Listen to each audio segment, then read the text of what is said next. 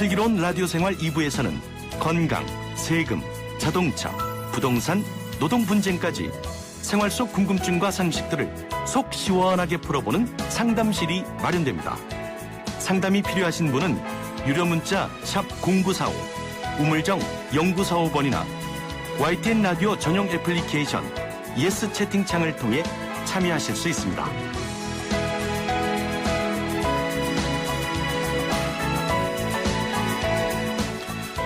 네, 슬기로운 라디오 생활 2부는 매일매일 각 분야 전문가들과 함께 생활 속 다양한 궁금증 해결해 봅니다.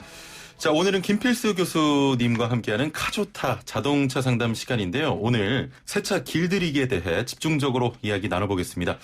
지난 시간 한 애청자분께서 문자로 새 차 길들이는 방법 궁금하다고 하셔서 저희는 이렇게 소통하는 방송이지 않습니까? 네, 맞습니다. 네, 시청자분들의 의견을 고스란히 반영해서 이번 주 바로 준비했습니다.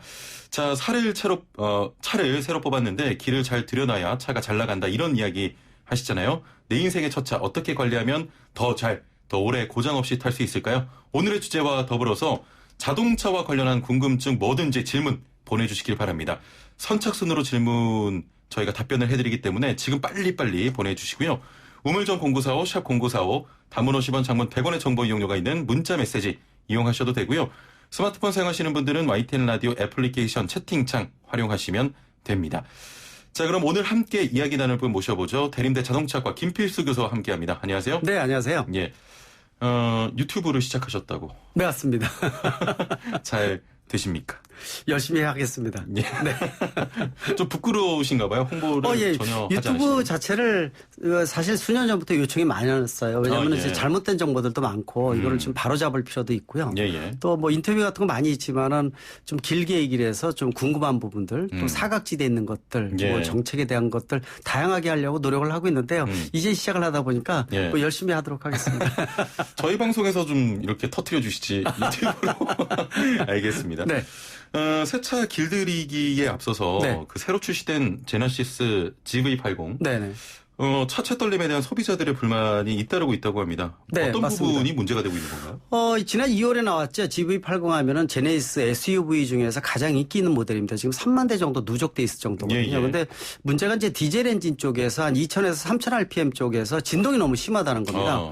디젤 엔진의 가장 큰 단점은 가솔린 엔진에 비해서 소음 진동이 좀 있어요. 근데 이게 이제 기술적인 부분들이 많이 업그레이드가 되면서 나름대로 많이 없어졌거든요. 그래서 뭐 가솔린 차에 육박할 만큼 승차감도 좋다 이러는데 이 차종이 이 차종에 진동이 굉장히 심해서요. 핸들이 떨려고 또 운전하기가 어려울 정도. 또 심지어는 이제 탑승객 운전자가 목소리가 떨릴 정도로 진동이 심한 경우죠. 그 정도면 많이 심한 거네요. 굉장히 심하죠. 이러면은 안전에 직접적인 영향을 줄 수가 있기 때문에 이런 부분들은 뭐 같은 차종에 이렇게 여러 문제가 생긴다라고 얘기를 하면 아마 정부에서도 관심을 많이 가질 거예요. 리콜에 해당되느냐 안 되느냐에 대한 부분들. 또 너무 심한 경우에는 지금 현재 엔진을 직접 교체를 해주고 있어요. 근데 이 불만 사항이 지금 많이 올라오고 있기 때문에 아마 적극적인 조치를 취해야 되지 않나 이렇게 좀 보고 있는데 뭐 원인 파악을 지금 진행 중에 있기 때문에 어디 부분에 문제가 있느냐라는 것은 추후에 좀 봐야 될 것으로 좀 보고 있습니다. 네. 차에서 엔진을 바꾼다는 건 뭐 사람으로 따지면 심장을 바꾸는 거 아닙니까? 맞습니다. 초기에 물론 이제 차라는 것이 여러 가지 부품이 문제가 될 수도 있어요. 뭐 엔진을 통째로 바꾸면은 문제가 없어지는 경우가 굉장히 많이 있거든요. 물론 이제 근본적으로 문제가 뭔지를 확인을 해서 찾아야 되겠죠. 소음 진동에 대한 부분들은 특히 가솔린 엔진에 비해서 이 디젤 엔진은 압축 착화 방식이라고 해서 공기를 집어넣고 압축시키면 공기가 뜨거워지거든요. 여기다가 연료를 집어넣어서 터트리는 방식이기 때문에 진동이 많을 수밖에 없어요. 이게 이제 상당히 유럽 쪽이 상당히 좀 앞서 있는 부분도 있고요. 그래서 국내에서도 이 제네시스라는 프리미엄 모델을 통해서 좀 런칭을 시켰는데 좀 빨리 잠재우지 않으면은 상당히 좀 부담스럽지 않냐 이렇게 좀 보고 있습니다. 뭐 엔진을 바꿔준다라고 하면 아예 차를 바꿔주는 게 맞다고 좀 보입니다. 그만큼 이제 엔진이 가장 심장이라고 볼 수 있는 부분들인데 그렇습니다. 뭐 다른 장치들의 가격도 상당히 좀 높아졌기 때문에 엔진을 통째로 바꾼다고 문제되지는 않습니다. 도리어 이제 부품 한두 개 바꾸는 것보다 문제가 클 경우에는 통째로 바꾸는 것이 차에는 훨씬 더 좋다고 볼 수가 있습니다. 알겠습니다. 자, 이제 뭐 세차 길들이기부터 이야기를 네. 해보겠습니다. 세차 길들이기만 잘해도 차를 10년은 더 탈 수 있다 이런 이야기도 있는데. 맞습니다. 교수님께서 늘 강조하시는 워밍업 같은 걸 말하는 겁니다.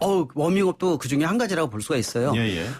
지금 전자제어 엔진이니까 워밍업이 필요 없다 이렇게 나와 있는 인터넷에 나와 있는 정보들이 있는데 이거 잘못된 것이라고 보시면 돼요. 한나절 세워두면은 엔진 오일이 밑으로 오일팬에 개어 있거든요. 예. 이거를 시동을 걸어준다는 얘기는 오일 펌프를 통해서 위에부터 뿌려주는 효과입니다.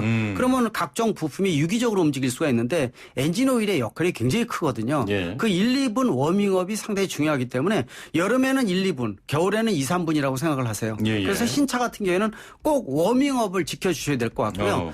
보통 초기에 1, 2천 킬로미터 정도는 얌전하게 운전하셔야 돼요. 좀 부드럽게 운전하시라는 겁니다. 그러니까 우리가 말하는 상급 운전, 급출발, 급가속, 급정지를 좀 지향을 하시고요. 또 갑작스럽게 고속도로를 뭐 120, 30km를 달린다든지 아직 부품이 자리 잡지를 못했기 때문에 좀 부드럽게 출발하시고 부드럽게 그래서 한 80km 내외 정도 그다음에 고속도로를 진입을 했다 그러면은 최대가 한 100km, 110km이지 않습니까? 부드럽게 올리면서 100km까지는 올리는 건 괜찮은데 무리하게 운전을 하지 마시라고 분명히 말씀을 드리고요. 그래서 길들이기가 상당히 중요합니다. 그리고 뭐 아직까지는 엔진오일 자체를 첫 차라도 예전만 하더라도 1,000km, 2,000km 엔진오일을 바꿨는데 그 정도까지는 아니어도 괜찮습니다. 그러나 한 3,000에서 5,000 정도는 한 번 정도는 미리 한번 바꿔주시는 게 좋아요. 자, 지금 새 차 구매하신 분들은 3,000에서 5,000 사이에 네, 한 번 정도 엔진오일 한번 교체를 해주시면 좋습니다. 꼭 교체해 주시길 바라고요. 네. 지금 오늘 문자가 초반부터 많이 오는데 일단 몇 가지 더 여쭙고 상담 진행해 보도록 하겠습니다. 새 차는 고속도로를 타야 길이 잘 든다 이런 이야기가 있는데 맞는 말입니까? 꼭 그렇지는 않습니다. 한번 달려봐야 돼. 끝까지 가속 페달을 밟아야 돼. 이런 분들이 있거든요. 그렇지 않습니다. 차가 부드럽게 이 신차는요 아기 다뤄도 타라 그래요. 아기 다룰 때 아이한테 뛰라 그러면 안 되거든요. 워밍업이 필요하다는 게 그런 부분들이고 특히 이제 주의해야 되는 것 중에 한 가지가 한 6개월 정도는요.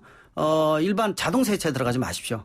이 도장 자체가 속에는 굳어 있지 않기 때문에 속이 물릅니다. 그래서 6개월 정도 있어야지 완전히 굳어지기 때문에 그 전까지는 손 세차를 하세요. 본인이 직접. 그래서 그때는요 뭐 광택제 이런 거 절대로 쓰지 마시고요. 신차는 쓰시면 안 됩니다. 도장이 벗겨지거나 문제가 생길 수가 있기 때문에 또 이 굳어지지 않은 상태에서 이 자동 세차를 하게 되면 솔이 아무리 부드러워도 같은 방향으로 밀어주기 때문에 기스가 납니까? 흠집이 생겨서 햇빛에 노출되면요 흠집이 보여요. 반복이 되면은. 그래서 신차는 물 세차를 본인이 직접 하셔도요 더러운 거 금방 식혀집니다.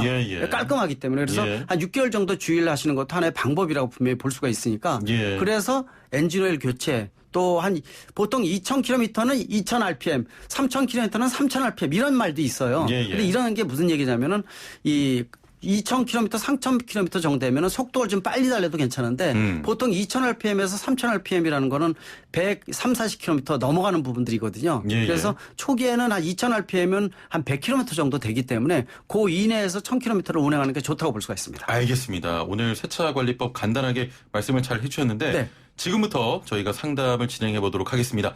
단문 50원, 장문 100원의 정보 이용료가 있는 샵 0945, 우물정 0945번으로 지금 빨리 선착순으로 보내주시고요. 애플리케이션 채팅창도 열려 있습니다. 상담 시작해보죠.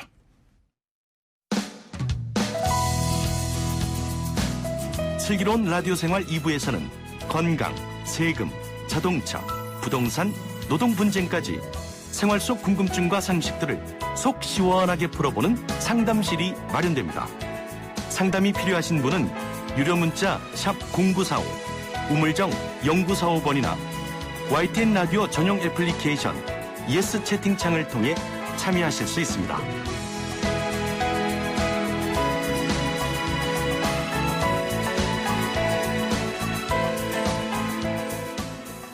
네, 애플리케이션 채팅창으로 애청자분들께 질문을 하고 답을 하고 이러고 있습니다.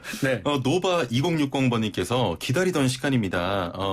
맥스크루즈 디젤 8단 타고 있는데 6단과 8단의 차이에 대해서 설명해 주시면 감사하겠습니다. 그리고 단순하게 6단보다 8단이 좋다고 봐도 될까요? 라는 질문이었습니다. 일단 자동 변속기는 단수가 올라가면은요 연비가 좋아집니다. 그리고 더 부드러워집니다. 그러나 일반적으로 운전할 때는 6단 이상 정도가 되면은요 6단, 7단, 8단 요새 9단까지 나오는 차들이 있거든요. 근데 그렇게 올라가더라도 6단 이상이 되면은 그 변속의 차이점을 일반적으로 잘 못 느껴요. 일반 5단 밑에만 하더라도 계단식으로 올라가는 걸 느낌이 오거든요.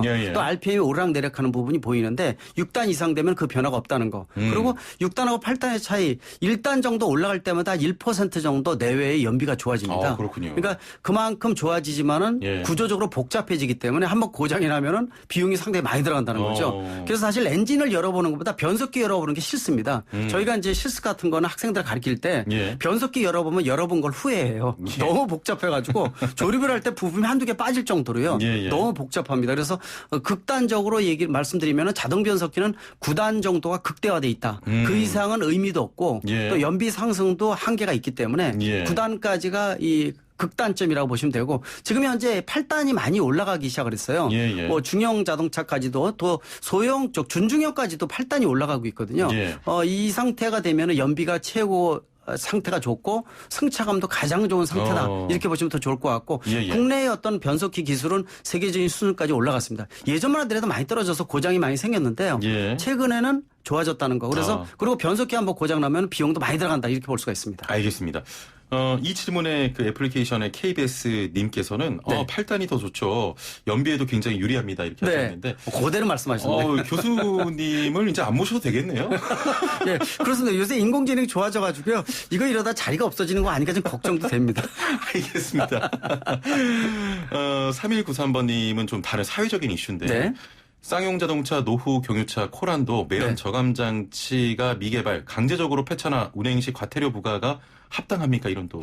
저는 고민되는 부분이라고 질문하신 건데 5등급 차량 지금 도심지 진입 못하고 있거든요. 그런데 예전 한 8, 9년 전만 하더라도 정부에서 클린 디젤이라고 해서 저공해 자동차라고 인센티브를 줬었어요. 그런데 이제 차라는 게 10년 끌어야 되는데 몇 년 지난 다음에 정부에서 디젤차 사지 마세요라는 어떤 신호를 주고 있는 거거든요. 좀 고민은 됩니다. 왜냐하면 DPF 같이 매연 저감 장치를 껴주게 되면은 환경하고 연비는 반대되는 특성을 가지고 있어요. 흡입도 좋아야 되지만 배기를 잘해야지 연비도 좋고 훨씬 더 상태가 좋은데 DPF라는 것 자체가 배기후 처리 장치거든요. 나갈 때 배출가스를 걸러주면서 나가다 보니까 완전히 못 빼주다 보니까 연비는 상대적으로 떨어져요. 그리고 출력도 떨어져서 밟아도 잘 안 나갑니다. 그러다 보니까 버스나 트럭 같이 오래된 차 같은 경우에는 의무적으로 장착을 하고 있는데 또 불법으로 구멍을 낸다든지 또 장착을 해놓고 슬쩍 빼놓는 경우도 있어요. 왜냐하면은 연비나 아니면 연료비도 많이 들어가거든요. 그러나 DPF는 꼭 껴야지 환경적인 부분들을 어느 정도 방지할 수 있는 부분들인데 정부에서 좀 고민을 했으면 좋을 것 같아요. 왜냐하면 연식으로 지금 5등급을 매기고 있는데 그러지 말고 검사 기준을 강화를 해서 관리를 잘하면 10년 이상 돼도 배출가스를 줄일 수가 있습니다. 검사 기준에 따라서 통과된 차는 진입을 하게 만들고 문제가 있는 차는 진입을 못하게 해주는 게 맞는다고 볼 수가 있는데 지금 현재로서는 이 정부에서 이 연식으로만 등급을 매기고 있다는 것은 상당히 좀 아까운 부분들이고 개인적인 재산을 하나의 일종의 자동차라고 볼 수도 있는데 그런 부분들을 좀 일률적으로 하는 거, 획일적으로 하는 것은 분명히 문제점이 있다 이렇게 보고 있습니다. 알겠습니다. 정부에서 개선점이 필요하다고 보고 있습니다. 지금 질문은 많은데 시간이 별로 없어서요. 3866번님, 가솔린 터보 차량의 관리법 중 필수 주의사항 좀 알려주세요 하셨네요. 예전에 비해서는 관리 부분들이 많이 줄어든 게 사실입니다. 보통 예열, 후열이라고 해서 차가 정지할 때 바로 주차할 때 엔진을 끄지 마시고요. 공회전을 조금 시킨 다음에 끄시면 훨씬 더 이 터보에 대한 부분들이 유지가 되고요. 터보 쪽도 오일이 돌면서 냉각 기능이 상당히 지금 중요한 부분들이거든요. 이게 고착이 돼서 붙어버리게 되면은 이 고치는 비용, 교체 비용이 상당히 많이 들어갑니다. 그래서 터보에 대한 것들은 일반 자연 흡기식에 비해서는 관리에 대한 부분들을 신경을 써야 돼요. 그래서 출발하실 때도 워밍업 조금 하시고요.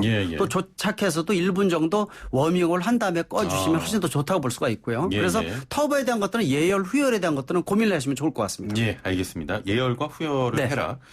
4951번님, 신차 구매할 때 언더코팅을 꼭 해야 됩니까? 라는 질문이네요. 안 하는 것보다 하는 게 좋습니다. 그러나 비용은 많이 들어가겠죠. 확실한 부분들은 하는 게 좋다. 그렇습니다. 근데 언더코팅을 해주게 되면은 실질적으로 겨울에 염화칼슘이 바닥에서 많이 올라오는데 이런 것들도 어느 정도 방지할 수가 있고요. 또 바닥에서 올라오는 타이어 소음이라든지 이런 여러 가지 풍절음 같은 것들을 방지해 주는 게 확실한 부분들이고요. 그래서 언더코팅에 대한 것들은 저는 가능하면 권장을 하고 싶습니다. 대신 예. 이제 좀 전문점에 가서 좀 저렴하게 할 수 있는 부분들도 있으니까 한 번 하시게 되면은 효과는 커요. 방음 효과도 크고요. 아, 그렇군요. 예, 그리고 예. 실질적으로 여러 가지 효과가 있다 이렇게 볼 수가 있는데 중요한 부분은 역시 비용적인 부분이에요. 예. 있으면 하시고요. 없으면 하지 마십시오. 아, 너무 자본주의적인 답변 아닙니까? 9877번님. 요건 좀 간단하게만 단답형으로 말씀해 주시면 좋을 것 같습니다. 2년 9만 킬로미터 탔습니다. 브레이크 패드가 절반 이상 남았는데 갈아야 합니까? 가지 마십시오. 왜냐면 비용적인 부분 분명히 말씀드리는 건데요. 예. 물론 안전에 직결되는 부분들입니다. 엔진오일 같은 거는 약간 일찍 갈아주는 걸 저는 권장을 하는데 예. 브레이크 패드 같은 경우는 반 정도 남아있으면 괜찮습니다. 보통 20-30% 남아있을 때까지 사용하셔도 괜찮으니까요. 예. 대신 소리가 난다 하면은 자리가 잘못 잡았든지 하면 좀 바꿔주거나 오일을 친다든지 하게 되면 괜찮으니까 단골 정비업 상상 말씀드리잖아요. 예. 한번 가셔서 본인이 볼 줄은 모르면요. 한번 봐주세요 그러면요. 타이어 이렇게 좀 꺾어가지고 안에 들여다보면은 패드가 얼마큼 남은지 볼 수가 있어요. 예. 그래서 한번 점검을 받으실 때 한번 봐주세요 그러면은 아직 남아 있습니다. 그럼 뭐 2,000km, 3,000km 운행하고 다시 한번 오세요 그러거든요. 예. 그래서 운행을 끝까지 하시는 게 훨씬 더 좋지. 이 남아 있는 상태에서 교환하시게 되면 그만큼 비용이 많이 수반되는 거니까 아직 반 남아 있으니까 충분하다고 볼 수가 있습니다. 지금 뭐 브레이크 패드 절반 이상 남아 있으니까 네. 충분합니다. 맞습니다. 7681번님. 모닝 LPG 차량 1년 2만 8천 킬로미터 탔습니다. 스마트키로 시동 걸 때 가끔 한 번에 시동이 꺼집니다. 두 번째는 괜찮아요. 왜 이럽니까 하셨네요. 그런 시동성에 대한 부분들은 여러 가지 원인이 있을 수가 있어요. 예. 점화 플러그라든지 또 연료의 공급이라든지 또 공기하고 연료가 흡입이 될 때 문제가 되는 경우도 있거든요. 그래서 이 부분에 대한 것들은 이게 반복적으로 생긴다 그러면 한번 점검을 받으시면 좋을 것 같고요. 예. 물론 스마트 키 같은 경우는 1년 이상 되거나 2년 정도 되면은요. 스마트 키 자체가 건전지가 방전이 되는 경우도 있어요. 예. 그래서 어떤 이 시동 자체가 원만하게 안 되는 경우도 있거든요. 그러니까 스마트 키에 대한 것들도 한번 좀 보시면 좋을 것 같고 예. 이게 원인이 아니라 시동성 자체가 문제다 그러면 아까 말씀드린 대로 그러한 어떤 시동 연료라든지 또 어떤 점화 장치라든지 시동 장치라든지 이런 여러 가지 부분들 같이 한번 보시면 더 좋을 것 같습니다. 예, 알겠습니다. 7968번님께서는 교수님 유튜브 구경 갈게요. 응원의 문자 주셨네요. 감사합니다. 자, 오늘 말씀 여기까지 듣겠습니다. 감사합니다. 네, 고맙습니다. 네, 지금까지 대림대 자동차과 김필수 교수와 함께했습니다. 자, 이제 기온을 보면 여름이 왔다는 게 실감이 납니다. 오늘 서울과 광주의 낮 기온이 28도고요. 대구는 무려 31도를 기록한다고 합니다. 더위 대비 잘하시고요. 본격적인 여름 준비도 해야겠네요. 내일은 좀 더 시원한 소식 전해드리길 바라면서 슬기로운 라디오 생활 마치겠습니다. 내일 뵙죠. 최영진이었습니다. 고맙습니다.